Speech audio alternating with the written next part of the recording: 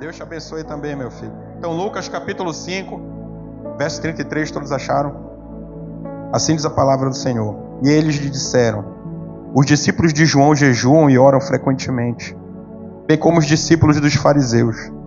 Mas os teus vivem comendo e bebendo. Jesus respondeu: podem vocês fazer os convidados do noivo jejuarem enquanto o noivo está com eles? Mas virão dias quando o noivo lhes será tirado. Naqueles dias jejuarão. Então lhes contou esta parábola: ninguém tira remendo de roupa nova e o costura em roupa velha. Se o fizer, estragará a roupa nova. Além do que, o remendo da nova não se ajustará à velha. E ninguém põe vinho novo em vasilhas de couro velhas, ou em odres velhos, não sei como é que está aqui, em odres, né? Que é uma vasilha de couro velha. Se o fizer, o vinho novo rebentará as vasilhas, se derramará e as vasilhas se estragarão. Pelo contrário, o vinho novo deve ser posto em vasilhas de couro novas. E ninguém, depois de beber o vinho velho, prefere o novo. Grava essa frase. E ninguém, depois de beber o vinho velho, prefere o novo. Pois, diz, o vinho velho é melhor. Eu quero falar com você hoje sobre uma fé sem remendo. Amém? Para a gente poder entender essa palavra, é necessário que a gente contextualize com base na cultura da época. A gente fala, né, sobre guarda-vinho, a gente fala sobre roupas, e às vezes a gente tem somente a visão daquilo que a gente vive hoje.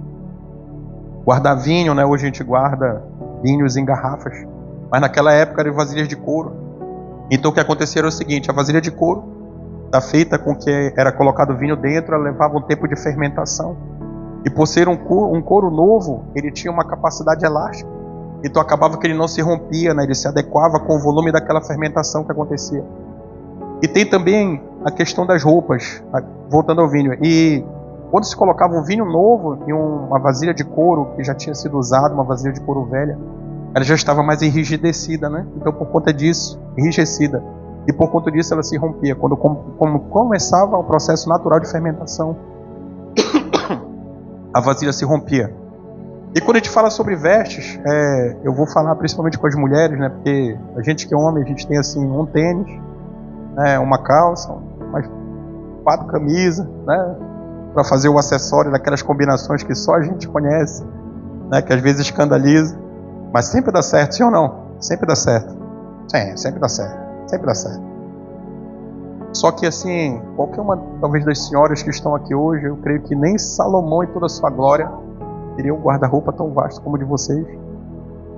Eu falo isso com uma tranquilidade no coração, porque o processo de produção de roupas na antiguidade era um processo totalmente manual, entendeu? Então, para fazer um tecido, vamos ser remetidos a um tempo que não existia energia elétrica, entendeu? Então, para fazer um tecido, ele era traçado manualmente. Desse tecido traçado manualmente seria feita uma vestimenta, que também era feita de forma manual. Não existia máquina onde alguém passa e muito rápido. Existia a máquina de tecer, né? Ou seja, de fazer o tecido, mas não de fazer as roupas. Então, quando a gente fala sobre essas roupas novas, quando a gente fala sobre roupas velhas, a gente tem que remeter à cultura da época. Porque você pode olhar hoje e falar assim: não, mas essa roupa eu gosto muito. E acabou que ela teve um remendo, eu vou colocar um remendo, eu vou continuar usando, vai ser pouco perceptível, aí vai, segundo a sua escolha. Mas naquela época era diferente. O que acontecia geralmente, só para você ter uma ideia, por exemplo, com viajantes, funcionava da seguinte forma: a pessoa ia viajar, entendeu? Ela levava uma roupa e começava a viagem. Da feita com que aquela roupa ficava um pouco mais suja, ele encontrava um ribeiro, algum lugar para tomar banho, e geralmente ele lavava aquela roupa, geralmente deixava aquela roupa secando, para depois colocar de novo e prosseguir viagem. Entendeu? E hoje, quando a gente vai viajar, como é que funciona? Né? Eu vou dizer assim: as companhias aéreas tiveram a sabedoria e disseram assim: negativo, não mais, agora só vasilha de mão, só pode levar uma, né? Então você tem que ser assim bem mais, a não ser que queira pagar um bom dinheiro, bem mais reservado naquilo que você vai levar. Mas eu falo isso para que você entenda, porque hoje nós temos uma facilidade de aquisição de roupas, mas naquela época não era dessa forma. E roupas, além de tudo isso de ser manufaturado, além da matéria-prima ser um pouco mais escassa do que é hoje, ainda tinha o detalhe do valor. Hoje, eu vou dizer assim, você quer comer fora de casa e leva lá, guarda uns realzinhos lá e você consegue. Naquela época não existia. Entendeu? Se você quisesse ficar na hospedagem, você pagava. Se você quisesse comer, você pagava. E o preço era muito mais elevado do que hoje. Geralmente as pessoas iam viajar, a gente consegue ver isso na Bíblia, né? Quando, por exemplo, Josué foi enganado, as pessoas levavam alimento, né? Secavam os alimentos para poder levar. Ou seja, tudo era mais caro, tudo era muito mais difícil. E quando eu falo sobre uma fé sem remendo, e aqui a gente começa a falar sobre a palavra, talvez a facilidade de hoje do que nós encontramos acaba nos estragando. Entendeu? A facilidade que nós temos hoje de adquirir, a facilidade que nós temos hoje de fazer, a facilidade que nós temos hoje de buscar, a facilidade que nós temos hoje de nos informar, ela acaba exigindo de nós cada vez uma dedicação menor para que nós tenhamos acesso a determinadas informações. Isso acaba nos estragando. Mas eu quero começar essa palavra falando sobre essa pergunta que fizeram a Jesus sobre os discípulos jejuarem. Isso não era uma pergunta legítima. A finalidade não era nunca entender como funcionava o discipulado de Jesus. A finalidade de nenhum deles era poder olhar para Jesus como mestre e falar assim: mestre, eu quero aprender contigo, porque eu consigo perceber que há algo da parte de Deus em ti e por isso estou aqui para ser ensinado. Não era essa a finalidade da pergunta. A finalidade era o confronto, era tentar envergonhar, era fazer uma comparação, e a comparação que você vai ver na Bíblia é assim, os discípulos de João Batista jejuam, os discípulos dos fariseus também jejuam. E por que os teus discípulos não jejuam? Você entendeu?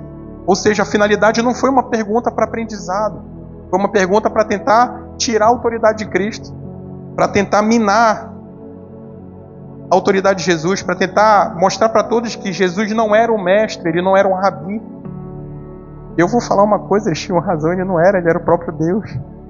Você entende? Então, a finalidade não era o aprendizado. Mas quando nós olhamos para esses homens que estão fazendo a pergunta, ele pode se assemelhar a qualquer um de nós aqui hoje. Porque eram homens que estavam cheios do conhecimento próprio. Você entendeu? Eram homens cheios do conhecimento próprio. Eram homens que estavam carregando há muito tempo as suas certezas da religiosidade, carregando uma cultura que não permitiu de forma alguma que pudesse ter nada entranhado que pudesse contaminá-la. Você entende? Então Jesus, quando vai falar sobre a palavra, sobre a questão do ensino dos fariseus, ele chama de fermento. Um fermento que leveda a massa. Ele está falando sobre o ensinamento errado.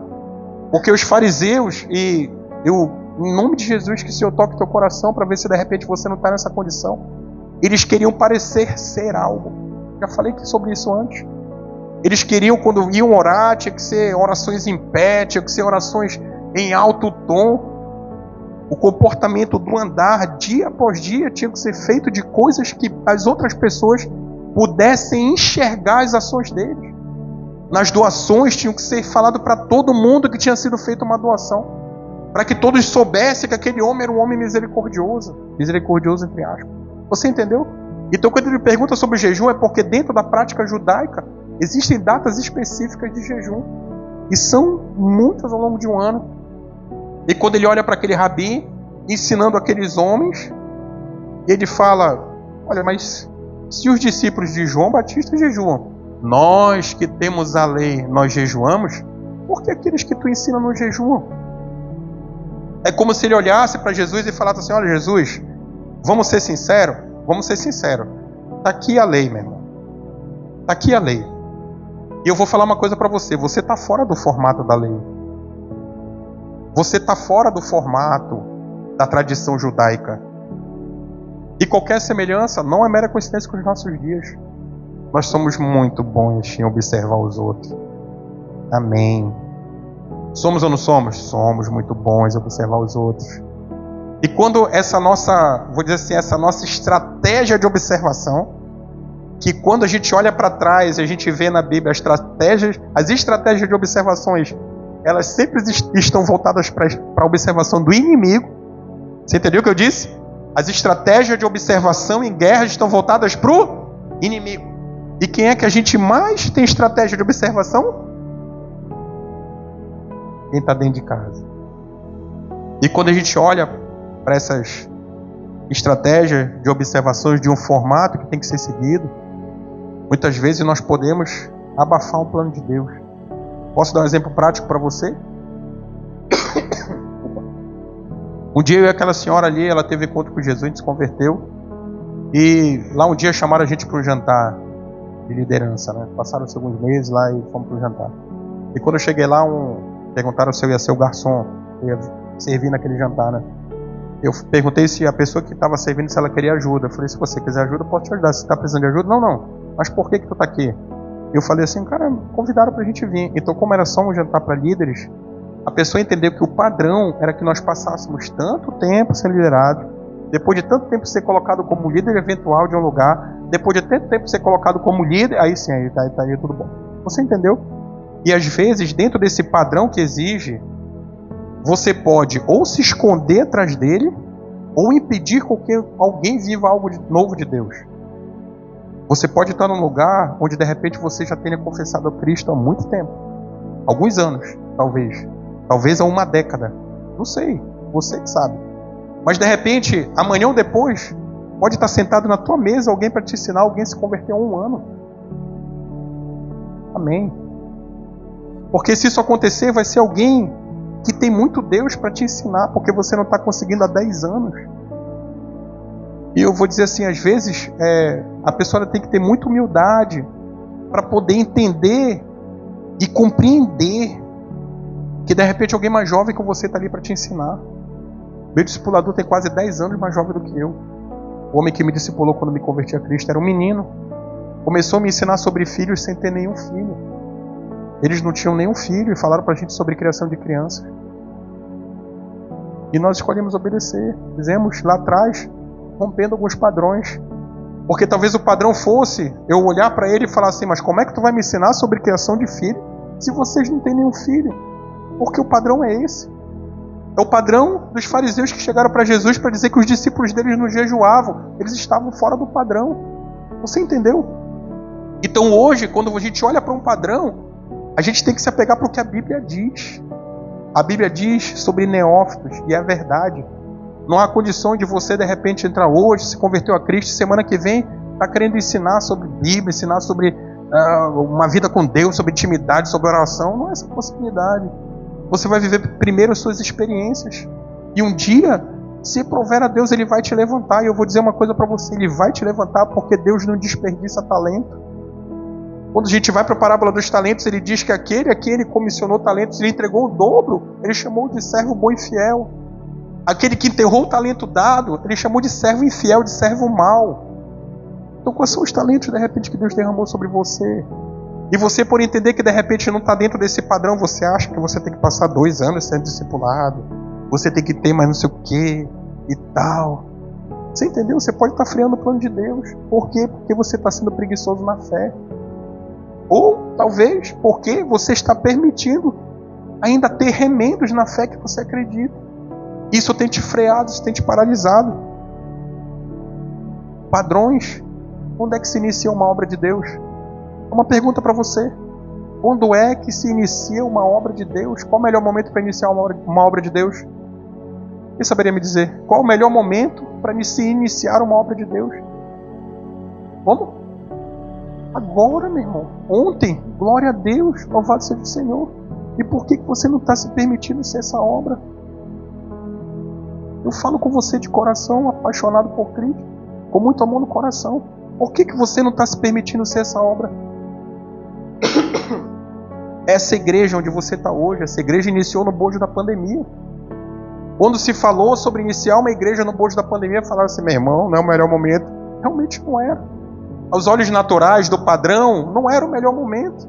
Era início, era em março? Não, janeiro de 2021, acho que é isso, né? Quando começou ali em cima, amor, reuniões? Janeiro ou fevereiro? Não, aqui foi março, janeiro. Então já tinha as regras de afastamento. E a gente iniciou essa obra assim. Por quê? Porque Deus mandou. Por quê? Porque não tem um padrão. O padrão tem que ser o padrão de Deus. O padrão tem que ser o padrão da palavra de Deus. Onde Ele diz que os pastos estão brancos. E que faltam são trabalhadores para ajudar nessa seara. Você entendeu isso? Então que você não tenha uma fé com remendos. E a gente inicia uma obra, quando iniciaram aqui, Foi dia 8 de março, foi dia do meu aniversário, quando a gente conseguiu alugar. E eu ganhei de presente a Covid. Quando começou a obra, eu estava com Covid. A Alain e a Aline vieram desmontar as coisas. Entendeu? A Aline, né, igual um guincho tirando, grandão. Aí... Você entendeu? E eu ali constrangido, eu ficava dali em cima orando por eles, bem ali naquela varanda. Oh meu Deus, não deixe eles se sentarem, por favor, querendo descer. Só que a orientação médica era assim, não desce essa escada. Era. Falou, não foi? Não desce a escada. Aí, né, tinha aprendido a ser um homem obediente. Não desci. E passou um tempo, depois eu não desce. Só que passou um tempo, né? Acho que era 15 dias. E não contaminava mais, 15 dias. Depois de 15 dias eu fui descer, porque ele falou não desce, eu entendi que era pro momento da contaminação. Não me falou que não desce depois de 15 dias. Continuei sendo obediente. Eu desci a escada, cheguei aqui embaixo morto mesmo. Falei, meu irmão, que isso, cara? Dei um tempinho lá na escada, daqui a pouco eu vim embora. Eu cheguei aqui, né? Não, vamos ajudar. Não ajuda não. E tal, e conversa. Aí eu pensei na subida, eu fui subir a escada. Cheguei lá em cima morto de novo. É incrível, né? Como essa doença tirava assim, ó, sei lá, disposição. Você entendeu? Então era desaconselhado começar. Começamos a orar quando foi em março. 2 famílias congregando. Igreja lotada. Sim ou não? Igreja lotada. Eram 3 famílias na sala de casa. Ficava tudo apertado já, meu irmão. O templo tá cheio. O Senhor fala comigo, vai atrás de um prédio. Eu falei, oh, meu Deus, com 3, Senhor. Como é que vai atrás de um prédio com 3 pessoas? Eis-me aqui, fomos atrás de um prédio. Com 3 famílias congregando. Entendeu? E fomos atrás de um prédio. Por quê? Porque Deus mandou. Estava totalmente fora do padrão. O padrão é o seguinte, começa na sala de casa, começa a lotar, faz 2 cultos, aí faz 3, depois 4 se der. Aí quando já tem o negócio, ele juntou um dinheiro e vai, aluga. Só que aconteceu, uma fé sem remendo, ela é uma fé que tem fidelidade. Então o que acontecia? Eu vim para cá, aí eu falei, amor, quando Deus falou com a gente que a gente foi congregar no lugar e era o 3º lugar que a gente ia, mas cumprida, não vou falar aqui. Mas quando nós sentimos de iniciar uma obra, eu comecei a dizimar dentro de uma conta. Entendeu? O meu dízimo eu colocava dentro de uma conta. Então quando chegou o prédio, a gente já tinha o valor, Deus já tinha levantado o recurso necessário para a gente poder alugar o prédio por 3 meses. Entendeu? Então eu falei, meu irmão, vai dar. Como Deus vai fazer, eu não sei. E assim iniciou a Lion. Totalmente fora do padrão, totalmente fora do que deveria acontecer aos olhos naturais. Aí um dia, a gente tinha uma igreja que tinha banco, não tinha cadeira. E nós viemos aqui e começamos a fazer o tempo, começamos a congregar, né, no prédio. E o primeiro culto tinha mais carapanã do que gente. Eu falo para vocês sincero. E vamos pegar ferroada de carapanã e eu tive a ideia brilhante de colocar aquelas anteninhas que pegam fogo. Como é? Irmão, tipo incenso, mas aquele bagulhinho que o japonês inventou que mata o carapanã. Serpentina, pronto. Mas era do palitinho mesmo. Coloquei aqui, ideia brilhante. Pastor usado por Deus, quase eu mato todo mundo. Fumaça e tal, e tosse, meu Deus. Aí eu tive a outra ideia, não, bora botar o ventilador colocando para lá, bora, o palitinho demorava só 2 minutos. E se você bota no fogo, ele apaga tudo. Eu comecei a falar, falei, meu Deus, Senhor, o Senhor tá vendo aí, tá meio complicado. E a gente em banco, ventilador, a luminária aqui e banco. Desse banco aí, ó. Mas já era preto, né? Já tinha E vamos fazer, e conversa vai, conversa vem. E o que aconteceu? Um dia o Senhor levantou um homem.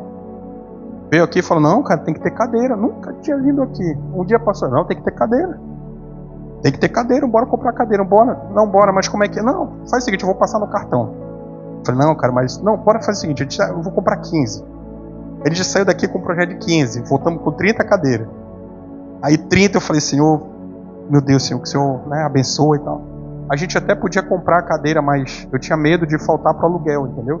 Tinha medo de botar o dinheiro na cadeira e faltar o dinheiro e dar mau testemunho de Cristo. Não, vou parcelar, tá bom, a gente foi para lá com 30.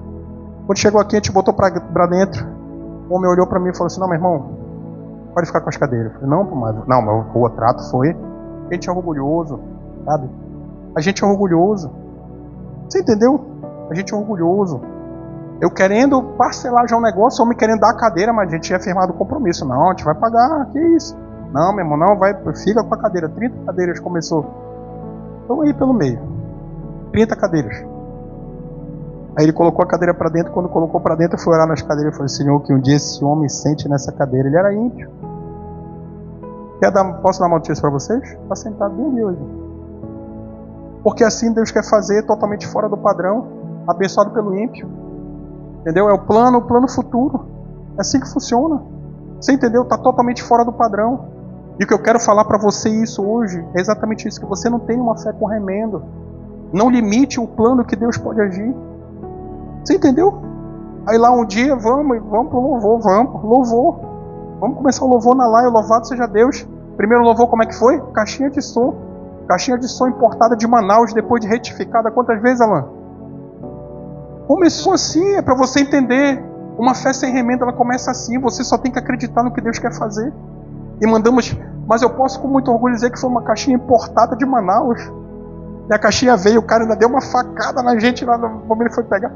E tinha pago, quanto foi que ele comprou na hora? Não? Era 50, mais 50 quando chegou aqui. Não, mas porque veio dentro do camarote. Eu falei, meu irmão, ela nem dorme. Deixasse lá fora. Não, mas é pra, alguém pode roubar. Tá bom, pra tirar a caixinha teve que pagar mais 50, 100 reais. Acho que se a gente fosse atrás aqui da caixa, talvez conseguisse 100 reais. E começamos aí, a bicha chiava. Entendeu? Pior que a minha voz hoje, tá toda chiada. Mas foi assim que a gente começou e adoramos muito a Deus. E lá um dia o Senhor me levou a comprar um violão. Saí para comprar um violão. Olha o meu plano de Deus. Eu saí para comprar um violão porque eu queria abençoar a filha de um irmão que congregava aqui. Eu tinha visto ela tocar um ukulele, eu acho que é ukulele, né? Falei, vou comprar 2 violões, vou abençoar ela. Vou comprar um violão. Eu cheguei lá, achei muito bonito um outro violão. Era um violão preto. Aí eu comprei 2, porque um era para mim. Né? Comprei. Vou aprender agora a tocar violão. Comecei a tocar. Ruía a unha na época, meu. Ficava ruim. Aí meio que desisti. Quando foi uma vez, uma mulher foi visitar a gente em casa e pegou o violão. E quando eu vejo, arranhou ali por ali. Eu falei, cara, tu te empenha em aprender isso aí? Empenho. Eu falei, então faz o seguinte, eu vou te dar o violão. Porque eu vou voltar um pouco antes, oh meu Deus. Tenho que falar das minhas falhas, não tem jeito. Como eu comprei 2 violões, quando eu cheguei, eu queria dar o violão, não o preto, para a menina. Aí o Senhor falou comigo, você quer dar, dê o que mais te agradou. Eu falei, oh meu Deus, tá bom. Aí cheguei com ela e falei assim, não, bora fazer um trato então, Senhor. Vou mandar ela escolher. É porque eu quero escolher, né? Eu nem tu, né? Aí cheguei, não, Senhor, não, eu falei, vai escolher. Cheguei lá e falei, minha filha, tem esse aqui que é rosinha, olha como é que é, tem todo o trabalho, não sei o que, é detalhado, e olha a marca, né? E tem esse preto aqui. O que você prefere? Entendeu?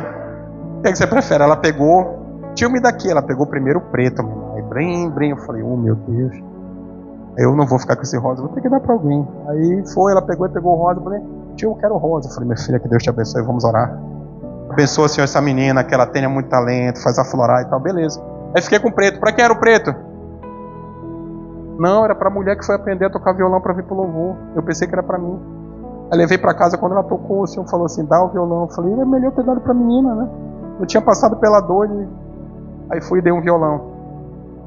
E esse violão, essa mulher começou a aprender a tocar, começou.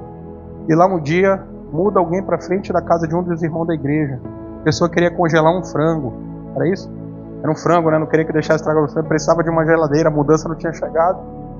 E lá foi um frango lá pra frente do... Pra pedir pro vizinho congelar um frango enquanto não estraga. E foi feito um convite, né? Pra que viesse a igreja, vieram à igreja. E diante desse... Não estão levando o carro não, né? De alguém? Não, né? Tá, beleza. E por meio desse convite feito, a pessoa veio para a igreja. Rapaz, melhorou. Não, ficou melhor. Ô Senhor, que venha uns 10 carros desse hoje.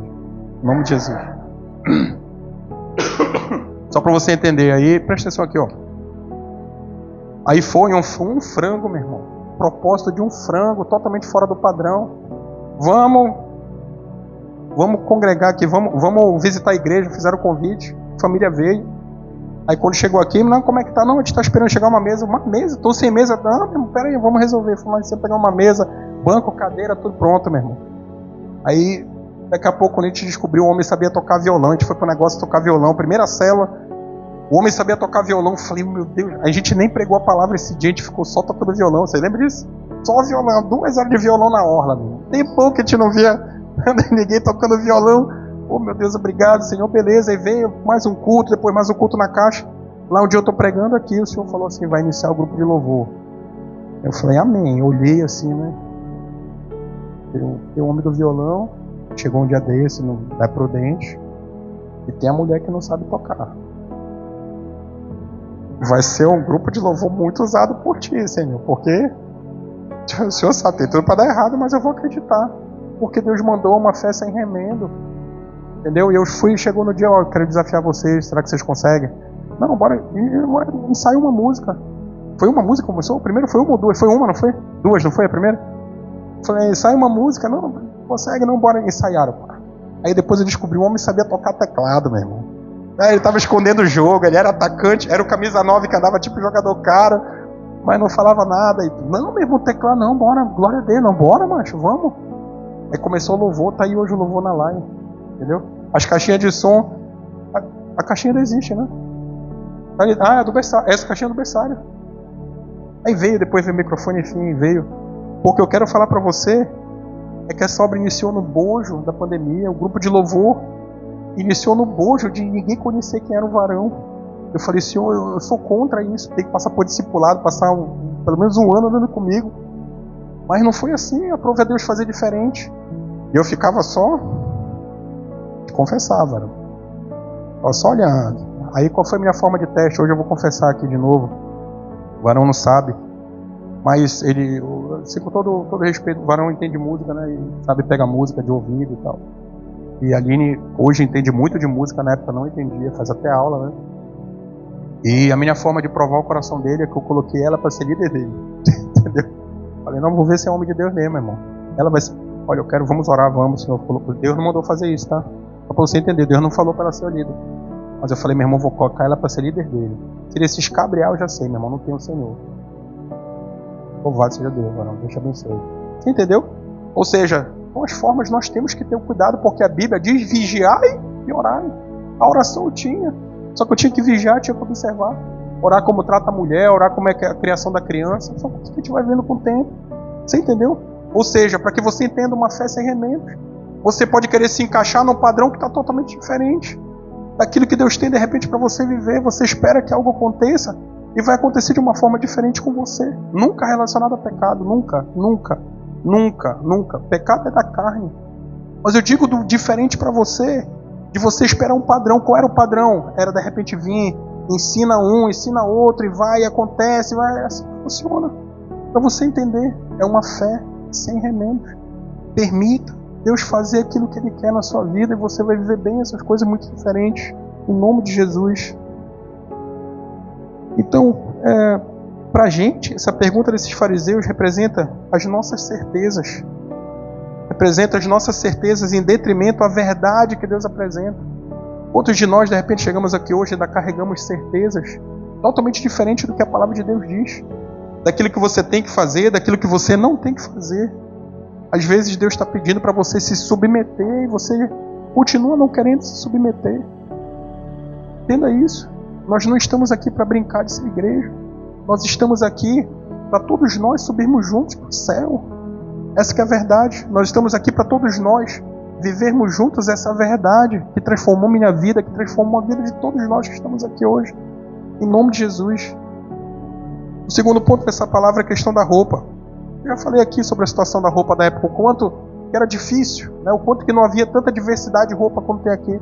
Quando eu falo para você, nem Salomão, em toda a sua glória, vestiu o que você vestiu. Vou dar um exemplo clássico, tênis. Qualquer um de vocês que está de tênis, Salomão não andou de tênis. Material sintético não existia naquela época. Então você vê o quanto que Deus é bom, amém? Mas ninguém rasga uma roupa nova para remendar uma roupa velha. Você entendeu? Quando ele fala que se remendar, vão se estragar as duas, é porque ninguém pega, nem a gente. Vou dizer assim, seria uma palavra bem branda para isso, seria uma ausência total de sabedoria você pegar uma roupa nova, recortar para remendar uma roupa velha.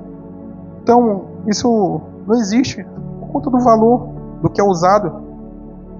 Mas O que a gente tem que entender é que quando a gente tenta fazer esse remendo, tudo se estraga.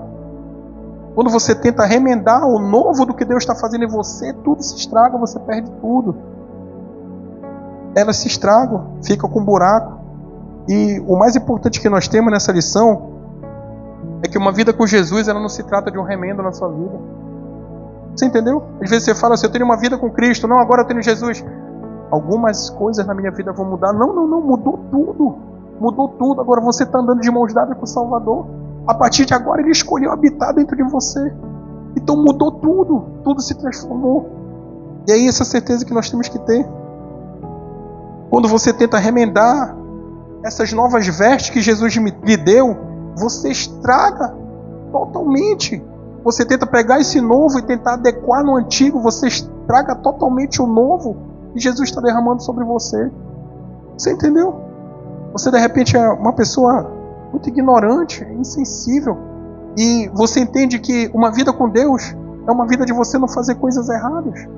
Mas tudo bem se você permanecer quando você está totalmente errado, você está muito longe do que é o Evangelho, que é uma transformação total. Você entendeu? Ah, não, eu batia na minha mulher, eu sempre uso esse exemplo. Tem um exemplo engraçado daquele pastor Cláudio Duarte, mas ele fala de uma mulher que foi conhecer um rapaz. Eu acho que a maioria que já deve ter ouvido, que é como se fosse uma piada. Ele diz que é sério, né? Então, não sei. Mas ela fala assim, olha, ele é isso, é aquilo, é trabalhador, é um cara não sei o que, e ora, e não sei o que, ele é palavra, e prega, e faz um monte de coisa. Ele falou, rapaz, ela falou tanto que eu estava quase me apaixonando pelo homem. Palavras dele, né? Ele falou, só tem um problema, pastor. O que é? Ele bate na mãe dele. O único problema do jovem, nossa, era um jovem muito extraordinário, ele só tinha um probleminha, ele batia na mãe dele. E ele olha e fala assim, não, casa com ele, sério. Ou seja, ela estava atrás de colocar um remendo, ela estava atrás de uma validação. Ela não queria se submeter ao plano de Deus, ela queria que alguém validasse, principalmente alguém que tivesse autoridade. Talvez tivesse recorrido aos pais, e os pais falaram para ela, isso não é um homem para você, bate na mãe dele e vai bater em você. Mas na visão dela, não, ela está atrás de alguém que validasse aquilo. Então, vez após vez, talvez ela tivesse feito aquela pergunta para alguém. E quando aquele dia ela encontra no pastor um refúgio, e ele fala, casa com ele. Ela pergunta, sério, pastor? Ele, sério, casa com ele porque ele vai deixar de bater na velha, vai bater em ti. Entendeu? Livra essa velhinha dessa bronca aí, meu irmão. Você entendeu? Ou seja, essa moça estava querendo botar um remendo na fé. Ela estava querendo botar um remendo nas novas vestes que Jesus estava colocando sobre ela.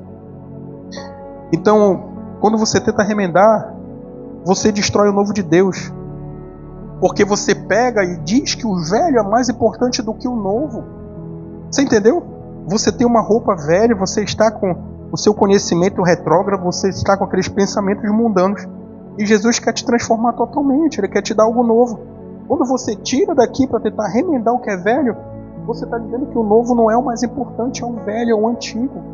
Ou seja, você voltando a seus velhos comportamentos. Isso é muito importante porque você passa um recado nas regiões celestiais.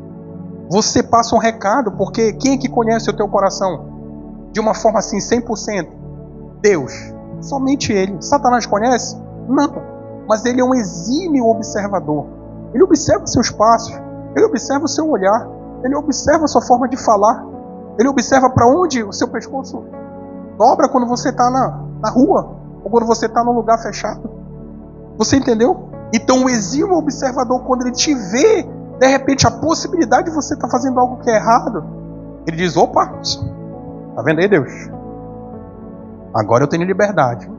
Liberdade. Deus continua assim. Muito obrigado, varão. Deus te abençoe. Você entendeu? Então, é para você entender a forma como Satanás te ataca. Ele encontra legalidade naquilo que você permite se fazer. E quando você escolhe remendar algo, você está dizendo que o antigo é mais importante a ponto de você violar o novo para tirar um pedaço para colocar no antigo. É isso que a palavra está dizendo. E Jesus está confrontando aqueles fariseus, dizendo que existe algo novo, existem vestes novas que eu posso dar. E vocês estão preocupados somente com jejum, com parecer ser santo. Quando o que eu quero de vocês é uma santidade. É isso que ele está ensinando. E é esse ensinamento que ele traz para cada um de nós aqui hoje. Lá em 2 Coríntios, capítulo 5, verso 17, A Bíblia diz que quem está em Cristo é nova criatura. As coisas velhas se passaram, eis que tudo se fez novo. Repita comigo, tudo se fez novo. Tudo se fez novo na minha vida. Por que você só quis repetir a primeira parte? Bora ensaiar de novo? Igual os Super Gêmeos? Eis que tudo se fez novo. Tudo se fez novo na minha vida. E você tome posse, acredite no que você acabou de dizer. Em nome de Jesus. Tudo. O antigo, do retrógrado, o mundo, ele não cabe mais para você. Não significa dizer que tem determinadas coisas que você deve odiar. Eu vou dizer assim, um grande amigo que ainda não encontrou Jesus. Um grande amigo, um irmão. Eu o amo demais. Eu só não consigo andar junto. Você entendeu? Isso não diminui o meu amor. Só que eu não posso pegar um retalho do novo para colocar no velho. Não cabe mais para mim. Nós temos hoje vidas totalmente diferentes. Eu diria quase que opostas para o que a gente quer para o futuro. Você entendeu? Ou seja, tudo se fez novo lá em 2 Coríntios. Anote essa palavra. 2 Coríntios capítulo 5, verso 17. Então, o problema de cristãos de hoje é que a gente quer tratar o evangelho como se fosse uma pizza. Sabe como é que é? Você pega o evangelho e coloca como se ele fosse uma pizza. Uma pizza muito recheada. E você reparte. Quem é que come uma pizza inteira aqui? Você recebe a pizza, não corta. Enrola ela e vai comendo. Ninguém faz isso. Uma pizza grande. O evangelho é enorme, infinito. Só que a gente quer tratar o evangelho como se fosse uma pizza. Sabe como é que funciona? Você vai lá e corta em várias fatias. Aí você tira a cebola. Você começa a separar o que não te agrada. O que não te agrada você separa. A cebola se você não gosta. O pimentão se você não gosta. A calabresa se você não gosta. O milho, a azeitona, sei lá o quê. Você trata como se fosse uma pizza. Aquilo que agrada ao seu paladar você bota para dentro. Aquilo que é bênção, que está escrito nas escrituras, todos nós queremos. Aquilo que você vê, se você tomar posse, se você se encontrar naquela situação, você vai ter bênção, isso você quer. Isso da pizza é aquilo que agrada ao nosso paladar, a gente bota para dentro. Mas e a admoestação? E a exortação? E o confronto? E aquela palavra que vai de encontro ao que você vive? Isso daí é a azeitona, é o orégano, sei lá o que você quer deixar de fora. Você não quer o pacote completo da pizza, você quer somente um pedaço que agrada ao seu paladar. É por isso que hoje, dentro do reino, volta. É por isso que hoje dentro da igreja, tem pessoas que não crescem. Tem pessoas que não crescem dentro da igreja hoje porque continuam repartindo o evangelho como se fosse pizza.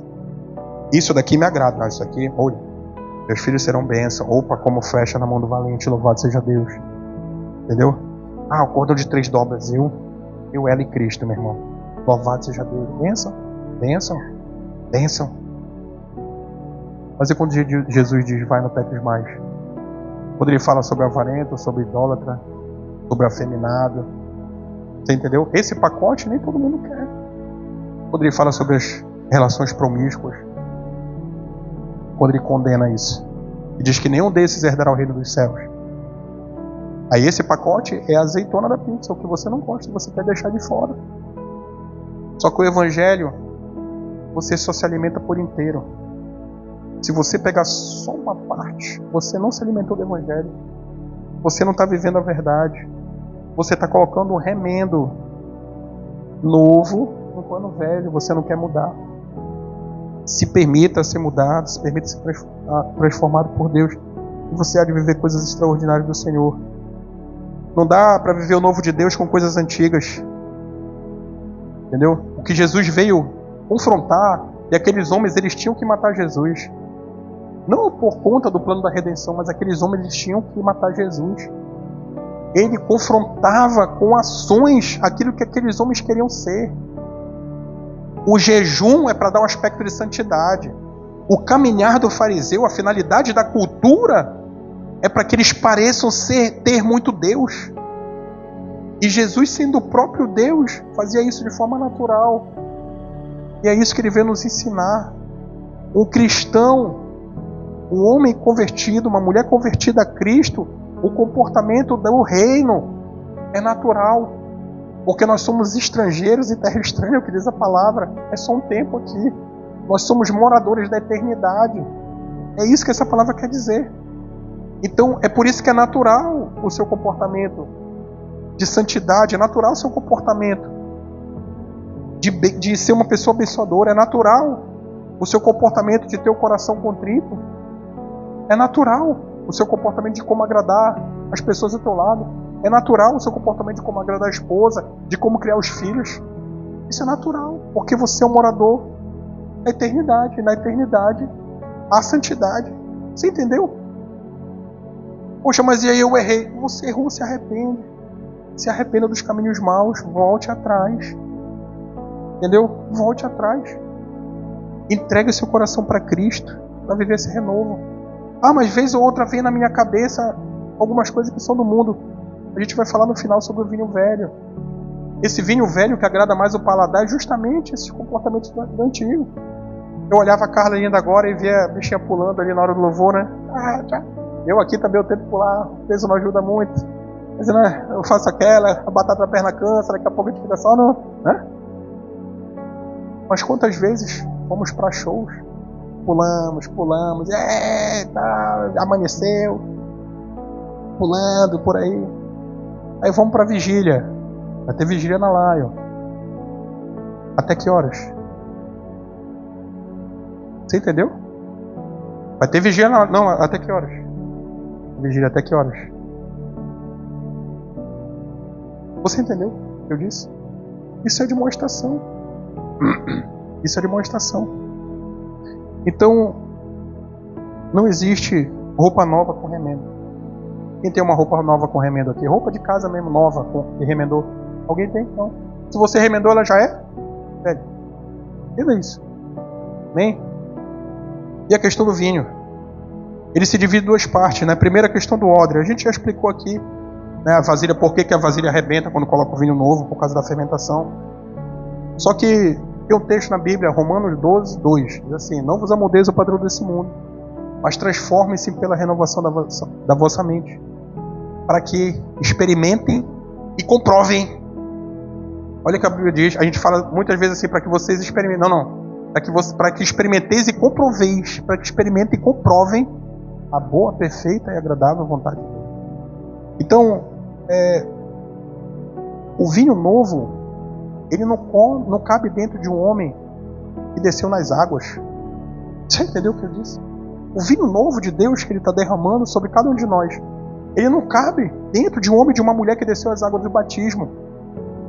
Do homem que, naquele momento, na simbologia da espiritualidade, ele diz que hoje eu morro para o mundo e renasço para Cristo. Esse vinho novo não cabe dentro da vida desse homem e dessa mulher. Você entendeu? Você entendeu? Olha para mim aqui, ó. Você entendeu? É isso que você tem que compreender. Não cabe. Não há essa possibilidade. O vinho novo, o novo de Deus que habita dentro de nós, quando nós confessamos a Cristo, ele destrói essa carne velha. Ele vem justamente para destruir. Mas, olha o que essa palavra diz: não vos amoldei ao padrão desse mundo, mas transformem-se. Quem é que faz a transformação? O Espírito Santo, é Deus. Mas a quem cabe permitir essa transformação? Você. Porque a Bíblia não diz assim, aí Deus vai transformar. Não. Transformem-se. Ou seja, você tem que se permitir ser transformado, para que você possa experimentar e comprovar. Se hoje você não vive a boa, perfeita e agradável vontade de Deus, você ainda não experimentou essa transformação de mente. Amém. Vou falar por você agora. Eu sei que é difícil. Mas se hoje você não vive a boa, perfeita e agradável vontade de Deus, é porque você não experimentou essa transformação de mente. Eu não estou dizendo que você tem que ser rico. Não é isso que eu estou dizendo. Mas a boa, perfeita e agradável vontade de Deus são aqueles planos que Deus falou lá atrás. São planos de bem, não de mal. Planos que te dão esperança. Planos de um futuro de paz. Essa é a boa, perfeita e agradável vontade do Senhor. Nem de novo. Vou falar por você. Vou você não falar. Mas você tem que entender que não dá para fazer com uma mente dividida. Não dá para fazer. Não dá para fazer. Mente dividida não é uma mente que está com o Senhor.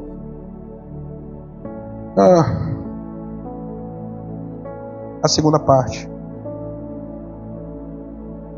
é quando ele fala que nenhum homem tendo bebido o vinho velho, que era o novo, porque ele diz o velho é melhor. Note, lá em Gálatas, no capítulo 5, verso 17, a Bíblia vai dizer sobre a militância constante da carne e do espírito. Constante. Constante, irmão, não cessa, é constante. Ou seja, a carne tem determinadas vontades e o espírito que habita dentro de você quer que você faça outra coisa. Essa é a militância constante da carne com o espírito. Então quando você fala para mim, poxa, eu tive, mas um pensamento veio e tal, aí é o Satanás. Não, às vezes é só tua carne. Você entendeu? Esse vinho velho, quando ele fala, quem experimentou do vinho velho tem prazer em determinadas coisas. Vou dar um exemplo aqui. Sexo fora do casamento. Eu duvido alguém me dizer que não é prazeroso. Você entendeu? Sexo fora do casamento. Mas totalmente contrário à vontade de Deus. Você pode ter uma saciedade momentânea lá da sua saciedade da carne. Mas você acabou de pegar um passaporte para o inferno. Você entendeu? Ou seja, a pecaminosidade, ela bate na nossa porta todos os dias, por conta da carne. Esse é o vinho velho que ele fala nessa palavra. Você entendeu? A militância constante, nunca esqueça disso, a militância constante da carne com o espírito. Então, o final dessa palavra de Gálatas é 5,17. Ele diz assim, ó, de modo que vocês não fazem o que desejam. Você entendeu? Gálatas 5,17. Ele fala da militância da carne com o espírito. E no final ele diz assim, ó, de modo que vocês não fazem o que desejam.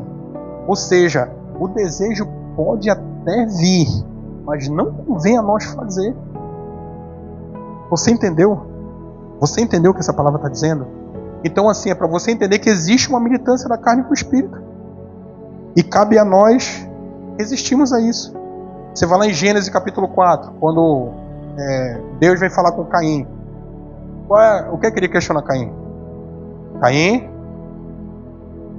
o pecado está batendo na tua porta. Cabe a você. O pecado está batendo na tua porta para conquistá-lo. Cabe a você resistir a isso. Você entendeu? Ou seja, o pecado hoje ele pode bater na porta de cada um de nós.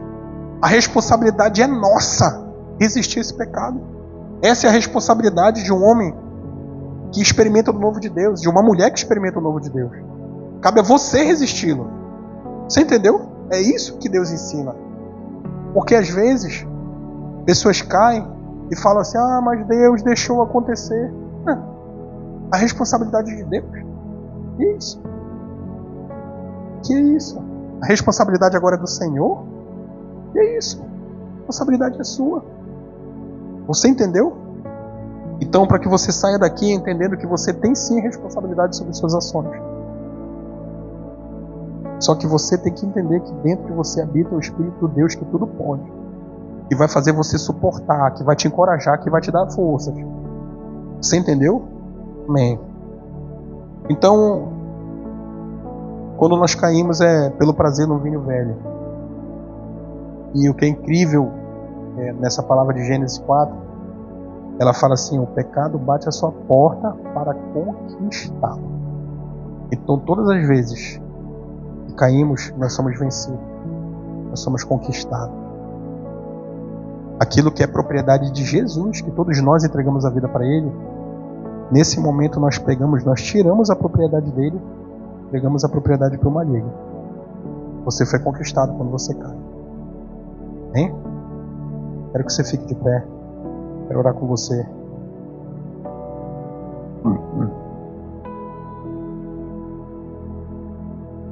Hoje nós falamos sobre uma fé sem remendo. Essa é a palavra que eu gostaria que saísse. Que você saísse com ela no coração hoje daqui.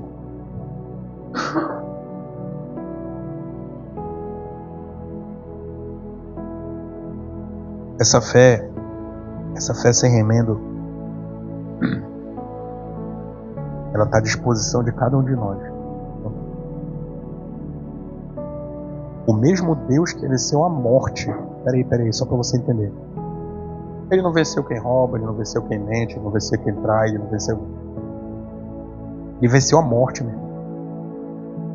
O que há de mais grave do que a morte? Você entendeu? Esse mesmo Deus, Ele está à disposição de todos nós aqui hoje. Então, quando a gente fala sobre uma fé sem remendo, te convido a fechar os olhos agora. Feche os olhos, por favor. Eu peço sempre para você fechar os olhos, porque em nome de Jesus ninguém será oprimido nesse lugar, mas muitas vezes a vergonha vence alguns homens e mulheres de Deus. Muitas vezes a vaidade e o orgulho. Mas aqui nesse ambiente eu tenho percebido que muitos sucumbiram diante da vergonha. Batalhas da mente de: será que eu vou lá na frente? O que é que vão pensar? E se eu for sozinho?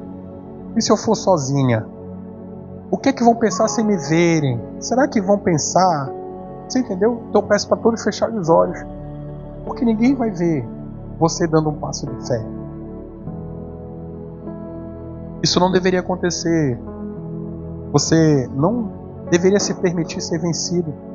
Mas essa é mais uma estratégia que Deus ministrou no meu coração para te ajudar nas suas lutas, para te ajudar nas tuas dificuldades. Amém? Então, hoje nós pregamos sobre uma fé sem remendo. E nós explicamos aqui na última 1 hora praticamente o que é uma fé com remendo. Eu quero fazer uma pergunta para você. Se essa palavra falou de uma forma profunda ao seu coração, se nesse momento você conseguiu perceber que de repente você ainda colocou alguns remendos na sua fé, eu te convido a vir aqui na frente.